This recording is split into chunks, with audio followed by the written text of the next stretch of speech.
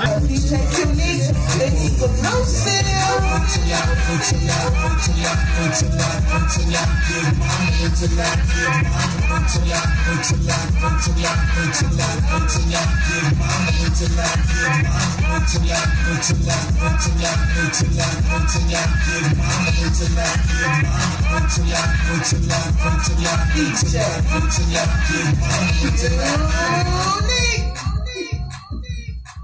Yes, man, we here with DJ Cuenique, man. Thanks for stopping in. This is Get It In TV, man. We really appreciate you coming through, man, and blessing us with your presence right now and shit. You know what I'm saying? Thank you so much for having me. For real, man, because, you know, it's not a lot of female DJs out here rocking the way you've been rocking for how long and still consistent with it and still dropping that shit for real. That's going to get people up out their seats and want to dance and kick it and have a good time, man. That's what the game been missing for real, especially in Chicago. Yes. You know what I'm saying? So we just go start it off from the top, you know, like where you came from, man, and like what inspired you to just get into DJing. Okay, that's a good question. Well, I come from South Side of Chicago, Grand Crossing area, and what they used to call Sarcon City, if y'all know about that life, you know. Mm-hmm. And I didn't like that type of life. Like, growing up in the 90s, 80s baby, 90s kid, y'all know what was happening. The dope game had everything messed up, families broken, kids left to take care of themselves and fend for themselves and having to fight other kids, and you living through poverty, and like I got so many stories. Like it's so deep, but the main one was I didn't want to be a statistic of my environment. Man, period. That's deep right there. You got, for us, it was like you either gang banging, you got a bunch of kids by different men, you know, high school dropout. The list goes on, but it's a lot of trauma behind it. Like we said, we getting into it. I'm a deep person, but I'm not gonna spill my entire life for the people. Right. But I will say that. When you growing up in that type of life, we'll get a little deeper into that. When you don't have love or structure, right, you're not being nurtured. Something's not being poured into that child to give them exactly what they need to be the best that they could be. Man, I swear. And it comes first from the people that you come from. Right. And if you can't get it from the people that you come from, then you go off and search for it from other things, other places that may not be well for you. So for me, the outlet was going to school, because if I can't get it from my home, because one parent's not there and one parent is always working. Right. You're not really getting structure from either one. Or you get structure from one and love from neither. I had the Hear what same I say? thing. You out there too. You heard what I said. If you live in a product of having two parents, everybody's a product of having two parents. Whatever their situation was, whether they married, just together, side piece, whatever. Two parents. You got one that's giving you structure and none that's giving you love. Think about how many people out here like that. Man, there's too many people out here. That's why they going to the streets, or they looking for other avenues to get that love and to get that nourishment, you know what I'm saying, and get that knowledge really too sometimes. And it seems like people get led astray and they get put in predicaments to where had they had those, you know what I'm saying, those things in their life, they would have probably became better, or they would have chose better decisions, you know what I'm saying? Would have chose better decisions and been more productive in life had they actually been loved and structured in a way that would have helped them be. So for me, going to school, I'm not getting no love at home.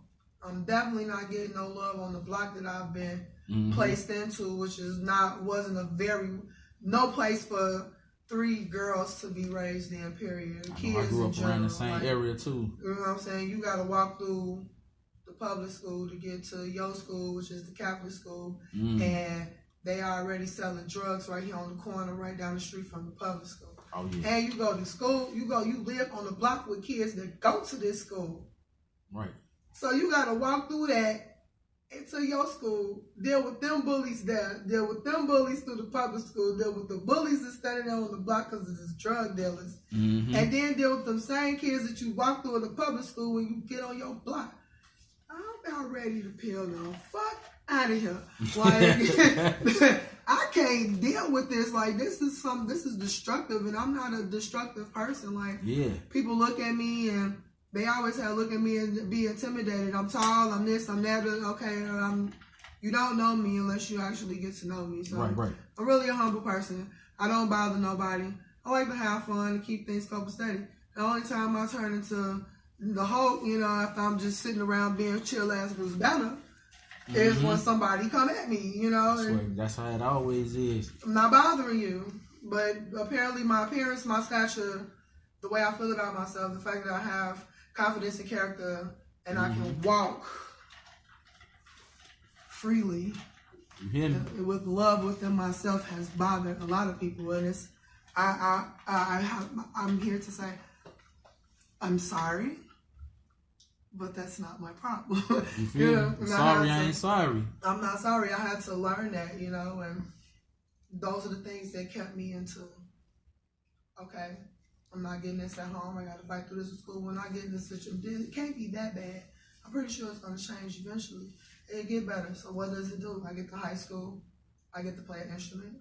Boom. From instrument, I get to get into radio. What was you playing? I played clarinet. Okay. From third chair to first chair by the second year. And that's pretty extraordinary because it was a senior that was there. London. Okay. London Shavers. He's a teacher now. Like, he taught me how to play. His name is Mr. Shavers? Oh my God. London Shavers. The name sounds familiar. Yeah, he's a Hyde Park alumni. Okay. I think he graduated in 96 because I came in 95. Okay. And I graduated in 99. So if you've heard him, he plays the clarinet. Yeah, I heard of somebody named Ernie Shavers. I mean, not Ernie Shavers. London Shavers. Yeah. Okay. Yeah. So you went to Hyde Park? Okay. I went to Hyde Park. And like, how was that when you was there? You did all 4 years too? I did all 4 years. Yeah. Okay. That was an interesting time because I went through a lot. Like, so again, when you don't nurture the seed, what could it turn out to be? Everybody got a backstory. A villain got a backstory. A hero got a backstory. Right. A regular person every day. Everybody got it. You, me. Exactly. Seldom. We all have a background. But it's how did that happen? Where did it come from? So you growing up as a teenager, you already going through your own changes. You don't have a parent teaching you about you. Right. How to even I'm a woman. I need to know woman stuff. I'm learning woman stuff from other women that are being blessed into my life. Okay. To guide me into how to live and still keep my interest in music, the arts. I draw, I paint. I've done some of everything. Craft. So that. I make waist beads. I still paint. But the music has always been. And then there's the digital part. Okay. Before there was digital. Excuse me. There was the analog, and that's what they taught at Hyde Park. So we knew how to splice film and reels and all that, and learn how to use an actual television setting with the big machines and the little monitors where you can see what's going on out in the on the stage. Okay, so y'all had like a TV broadcasting, like yeah. Okay, yeah, we had something like that too at the Do. We had like radio and TV broadcasting, and through that, I was able to go to Columbia for like a summer and learn like how to do camera work, how to do interviews. I think that's where it started for me. You know what I'm saying? So I'll always be inquisitive about like what people got their passion from, or like where they start was from, because that's what it was for me, and I fell in love with it. But with anything you fall in love with, sometimes you fall out of love with it. You might lose interest in it, but then it'll be that one thing that'll spark your interest back, or it'll motivate you to get back into it, to go harder. That's true. But for me, the spark never died. Man, that's love right there. Remember, it's how you nurture the seed. Yeah. Miss Barrow and Mr. Posey were the ones that nurtured that seed. You know, like I'm seeing like a lot of people that really like help my way in that, because like I said, when you don't have a good home life, you can develop into anything. Yeah. And to me, like, I'm not a bad person, so I don't like to fight. I don't want to argue. I don't want to have to continue to beat people off of me because they have a problem with my stature. I can't help the way God made me or what gift He gave me. Exactly. Not at all. So it's like I apply my thoughts into what I do the same way I apply it to every person in life. If you don't like what you're watching, change your channel. Simple as that. 7.9 billion people in the world. You don't have to watch me. You choose to. And how you feel after you watch me is your choice as well. But I swear to God, man, it's all about choices. You know what I mean? And that's what I did. And I think like through school and like after school programs and sports and shit, that's what kept me really, really out the streets, out the way a little bit. Mm-hmm. And, you know, just seeing some of the youth out here, I ain't gonna say all of them, because you still got people out here, I mean, young kids coming up, they get inspired and they have a dream and they follow it through. You know what I'm saying? But I just think it comes down to the resources and to those people that's in your life that's really influential and that's willing to show you something different than what you're seeing already. And it seemed like, you know, like people was really in your corner and they seen something in you and they wanted you to be a better person too. And I feel like, you know what I mean, you took advantage of that opportunity, you know what I'm saying? Every single time, because those are, to me, those are moments of love. Right. Like I said, I'm not getting this at home. I don't have anybody allowing me to be able to just paint, draw. When I get to the crib, I'm finna get punished for some kid-like stuff. I'm finna got that right lines and get my ass whooped. Like, my story is deep. Like, you know, like it's a whole different atmosphere. Like, I think you gonna have me pouring into some shit. Like, I mean, we here for it, man. I mean, I'm gonna tell this because this is something that really made me continue to want to just pursue whatever it was I could do artistically that could help me make money. Right. Which is something I love and I have the power to do it. Right. I remember, and this is my mother. This is my mother. You gave birth to me, okay? This is okay. Instead of learning how to communicate with a child or understand how a child is with a child psychology major. Whoa. Because you feel as if you can't do anything with your child, you decide to put your child into the foster care. I lived in foster care for about a month. And I watched a family, like I said, this is what had me like, I got to. There's no other way to do this. Right. The foster woman was an old woman. She had 4 children, 2 brothers, a brother and a sister. And an older son with a wife, and they had a baby. Okay. So I'm just in this position temporarily. The family, the son and the wife come over with the baby. The wife sits the coat in the front room. All of the kids are playing in between the front room and the kitchen. I'm sitting at the table with the baby. The dinner is being made for everybody to eat. At some point, after everybody ate and the kids got up and got sent down, the woman went to put her coat on and said that $20 was missing out of her coat. Now, I've been sitting at the table with the baby, so that excludes me. But here go 4 other kids. 2 of them are preteens, and the other 2 are the little kids. This grown, hefty man went after these kids, yelling and berating at them, asking what his $20 was, and beat the shit out of the oldest boy. Ooh. And he didn't even have the money.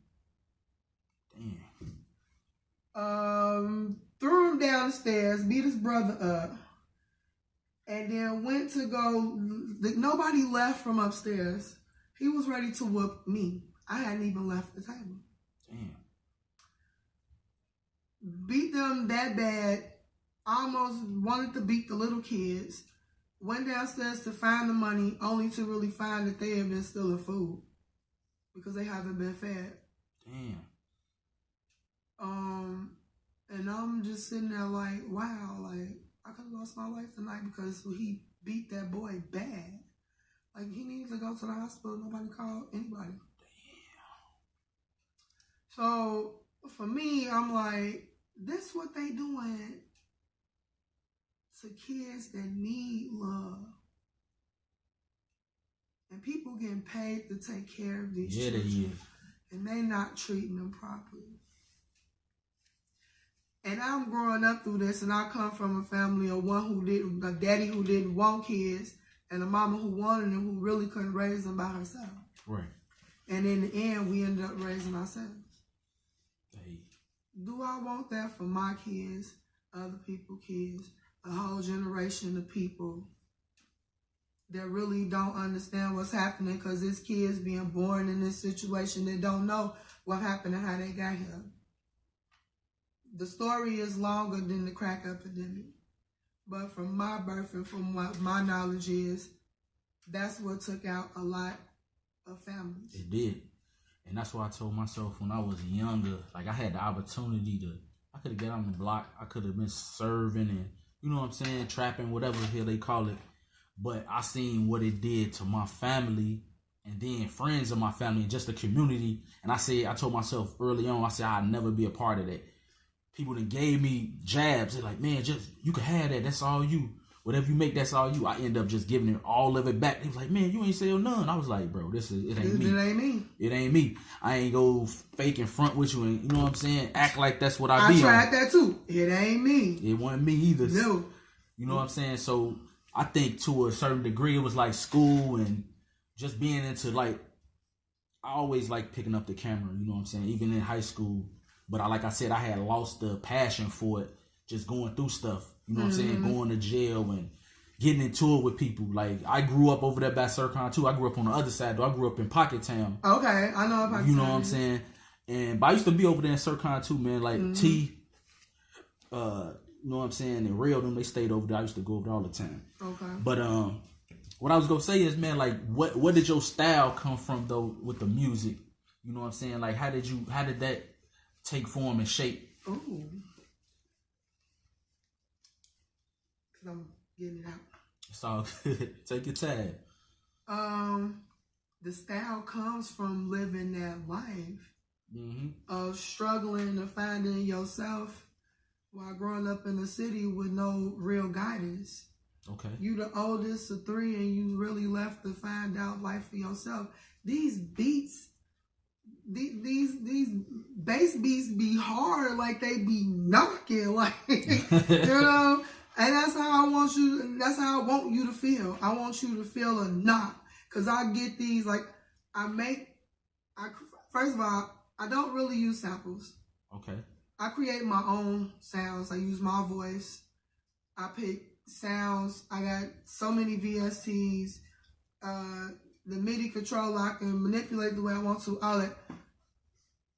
I don't want to use samples because I don't like. If I use a sample to make a song, it's because I really like that song. Right. So I'm paying homage to that song, like the Hamilton album that I did. Okay. It's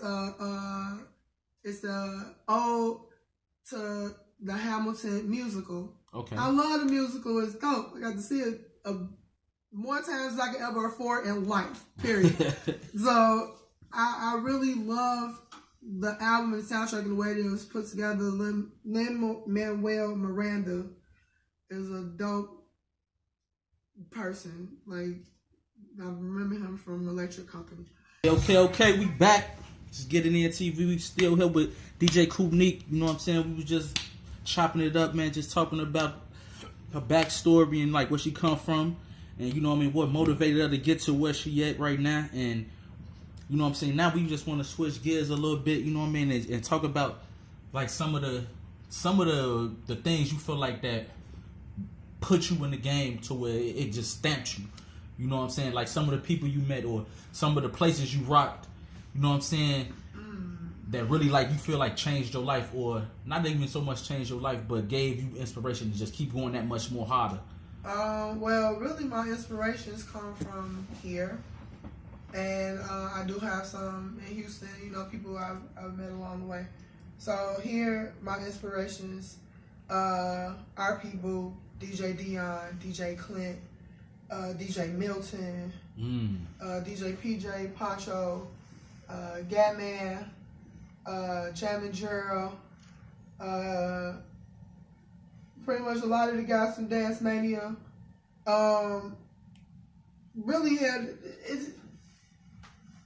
those are the beginnings, you know. Okay. Like those are the people I name overall are people who have influenced me here. But those that I initially named, those are the ones that's been playing. RP, Clint, Dion, Milton.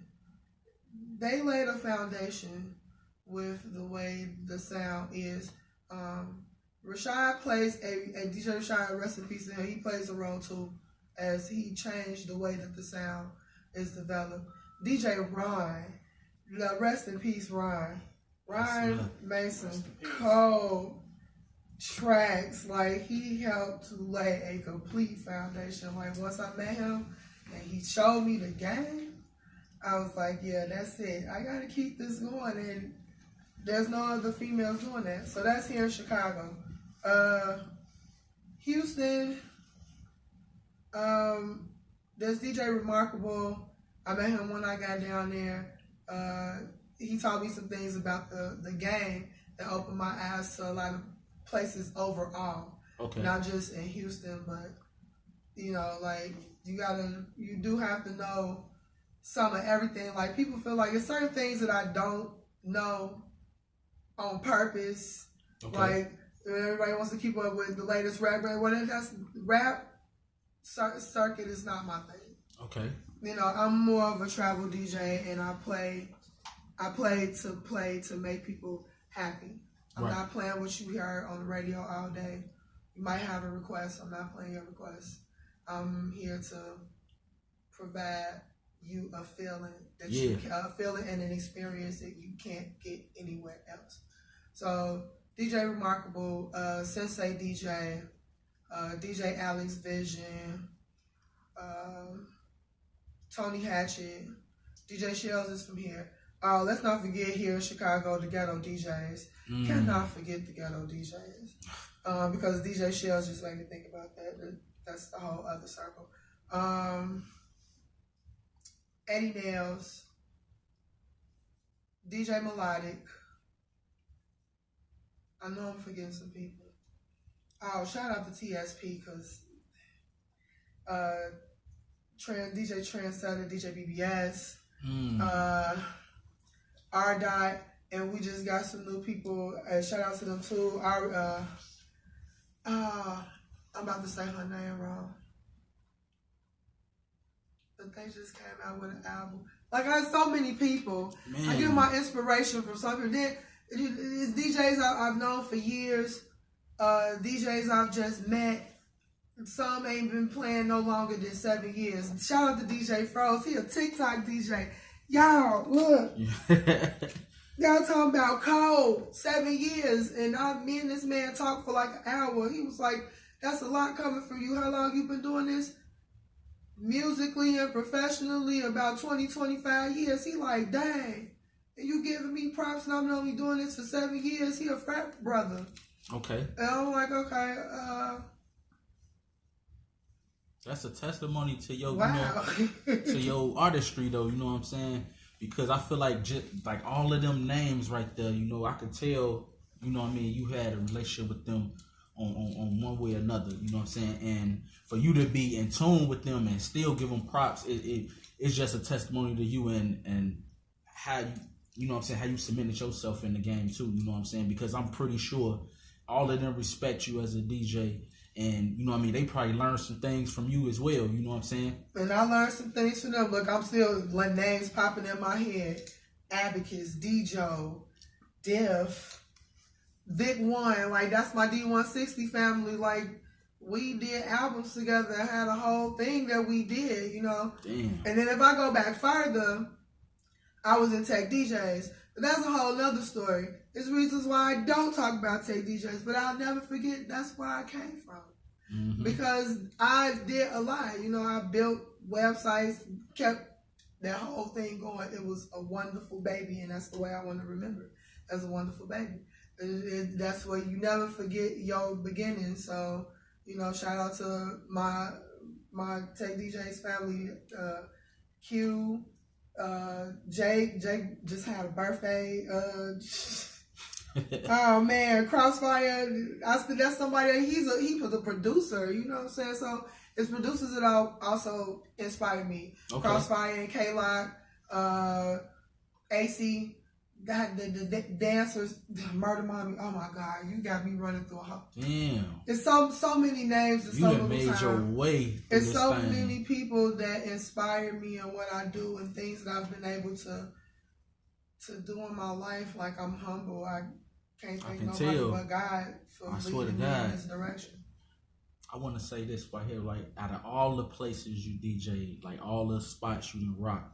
You know what I'm saying? Like, what was like some most memorable places you went to, or some of your favorite places to go? Okay, I'm gonna give you 3. Okay. One of them I didn't rock. It was just a life experience. The life experience was Pitchfork. Okay. Shout out to our people. Because he invited me to go out to Pitchfork. And I've never been to something on that scale. That's a big stage right there. Right. And so this was last year. And I got to watch how that played out. Him rocking a crowd and seeing how the crowd reacted to the sounds that we make and we play. These are sounds that move people's soul. Yes. Something that's missing from music. Mm-hmm. And people don't understand that the music is missing soul, it's missing life. That's why all this is like, shout out to Mr. Penny. Music, this ain't music. What we watching right here? You know, I mean, we here.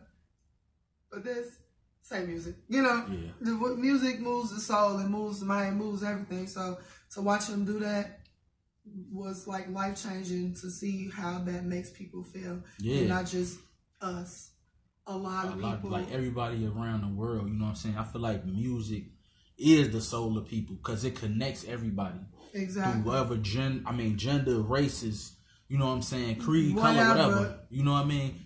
Everybody go respond to that good music like that. Mm-hmm. And I feel like it's missing that too. And for a long time, I didn't even listen to music from like up and coming people till recently because I couldn't relate to it. Right. I didn't know what they was talking about. That's why I can't relate to it now. I cannot relate to your life. I don't know what this is, so I can't really listen to it, and I don't know. Mm-hmm. I can't get, if it don't sound right to me verbally, and I can't get with it on the musical side, I'm definitely not gonna bother with it because it's not.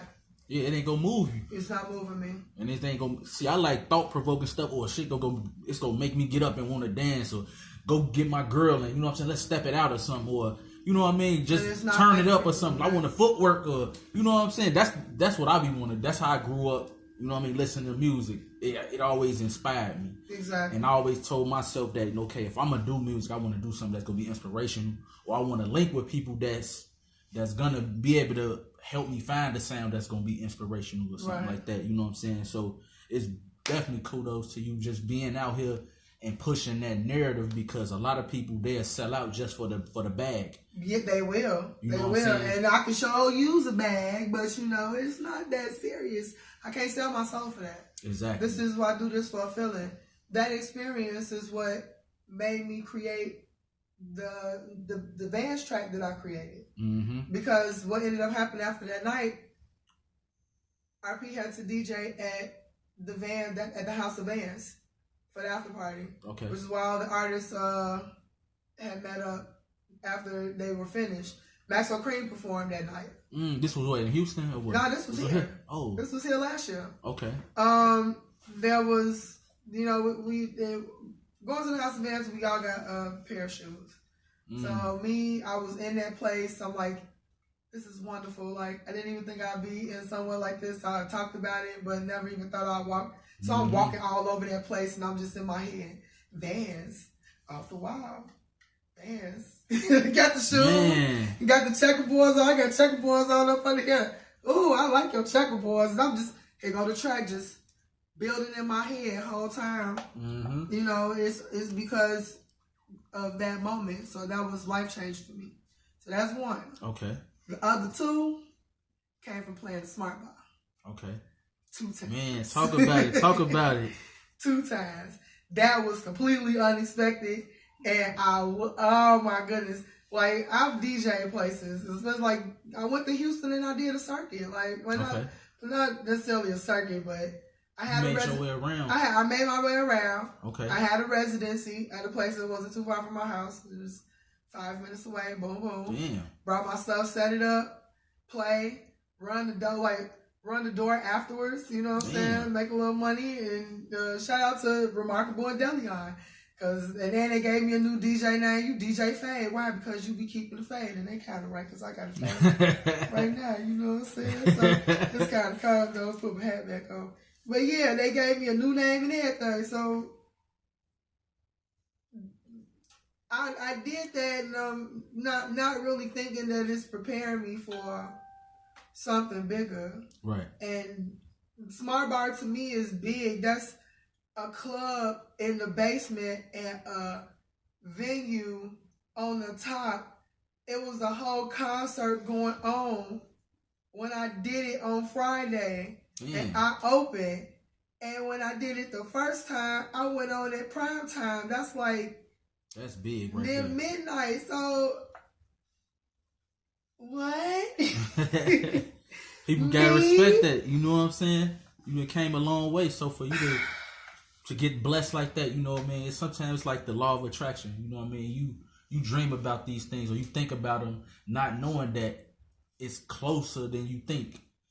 And it just depends on the people you meet sometimes, and the connections and the relationships you build. You know what I'm saying? And I can tell that you one of them humble people that, you don't come across as braggadocious and just trying to, you know what I'm saying, just put your foot in the door and then say fuck everybody else. No, because I want people to grow with me, especially if you want to grow. Like, okay, I wouldn't say that Smart Bar is the first place I played in Chicago, but it's very big. It can never be taken away from my history that I got to play in Wrigleyville. Ooh. In Wrigleyville, right near the Cubs. Okay. Home. Like, nobody can take that away from me. But it wouldn't have been able to happen if I didn't start off having 2 minutes to spin 2 songs at a party that DJ Chip put me on the bill for at Paul Hall. DJ Chip, I used to, let me tell you this. DJ Chip's father was my homeroom teacher at DuSable. And I never knew. I used to go to juke parties. I'm listening to DJ Chip. You know what I'm saying? I grew up on the low end too, in the pocket, all around the South Side. And then we was just talking about it because his pops in tune with what he was doing. Mm-hmm. He was like, yeah, my son, he DJ too. I was like, yeah. I'm just thinking, he was like, he just talking shit.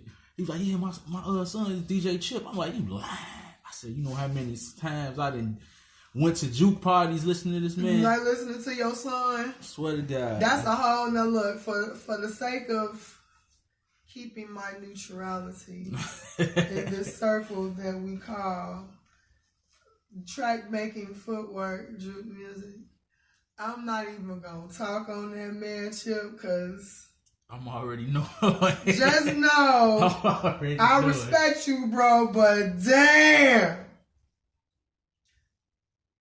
I love you. If you know, you know. If you know, you know. You know, and you leave it at that. Like, I swear. And I respect all my brothers. Like let me let me not forget, because I don't want nobody to say I forgot about them. I just don't speak on them. And they know why. We getting down to it. I can't forget Tracks, man. That's a part of tech DJs. But if you know, you know. But that's a part of my history too. All the time. So, there's everybody.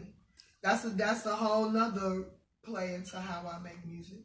So, being able to play Smart Bar and have transitioning from what I got to experience and see and know and grow from in tech DJs with Tracksman, and transitioning into, let's see, 13, 14, 15, 16, 17, 18, 19, 20, 8 years. So seeing a transition of being into this particular area of people understanding and knowing who I am and working in this, I've transitioned from what I've learned, experienced, and know what not to do, being in tech DJs. Okay. And applying it and knowing and learning and continuing to be mentored by our people into what I'm doing now. Okay. That helped me get into where I am with being able to play the Smart Bar. You have to understand where your blessings come from. Yeah. Everybody not doing what they do by themselves. None of us. From the time you're born to the day you die, there's always somebody helping you. The doctor had to help to bring you into the world. Your mother had to help to keep you alive by nourishing you. Your father had to help you by creating you, by being with your mother. Mm-hmm. So everybody helped you along the way of you getting here. Right. And nobody is exempt from getting their flowers from helping you to be here. But you have to understand that most people don't have that humbleness and that knowledge to understand that you didn't just get here by yourself. For sure. I want to say, you know what I'm saying, like, we finna be wrapping it up, but before we do that though, I want to know, okay, like what you got coming up next, or what you looking forward to doing next, like some of your goals, let's say like just in the next year or two or something like that. Mm-hmm. You know what I'm saying? Like what type of music you want to push out there, what type of narrative you want to push, and like what would you say to the just up and coming DJs too? You know what I'm saying? Like somebody just started today, they like, you know what? They done picked up the turntables and they got some songs, they got a few little spots they might have been introduced to, and they want to, you know what I mean? They want to know a few little pointers. On that, we'll answer that question first. You better love it. It's very costly. It's very expensive. It's very timely. People are not going to understand your passion. You have to be willing to let go and lose. Adapt and grow. Sacrifice. You have to learn when to let certain stuff go. You got to learn when to play and when to work. Mm-hmm. That's first and foremost. Everything else is in the passion of what you're doing. Like I say, you gotta have money to do it. Yeah. So get a job. Don't just think you gonna DJ and that's it. Like, work and work.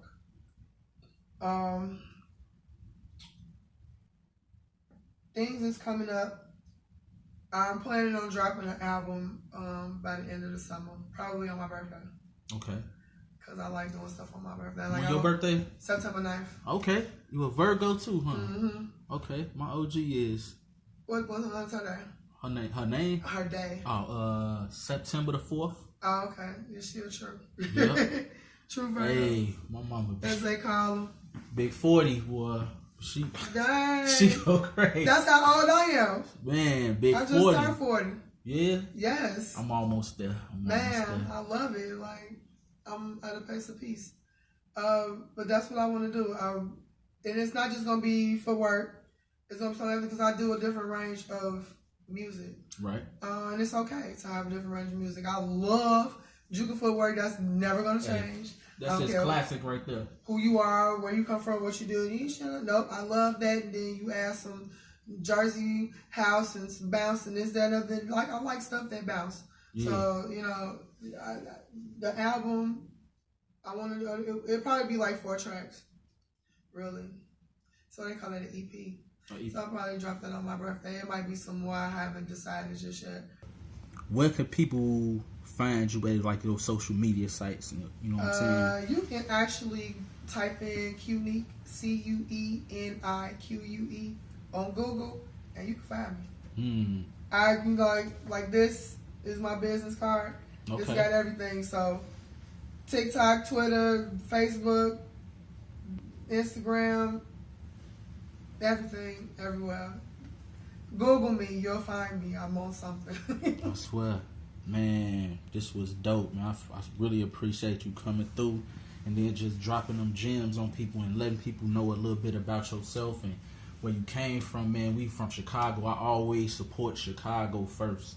Yes. You know what I'm saying? Because I feel like our city get a bad rap around the world, and it's like they don't think that we just have fun and we enjoy our lives and we got a community of people around that's really supporting each other. And so that's what I'm putting on for. Like, I don't care about the price.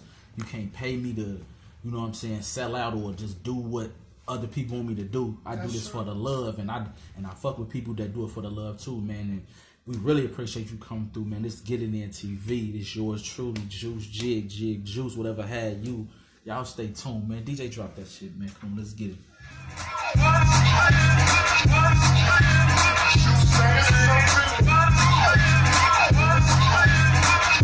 Y'all know.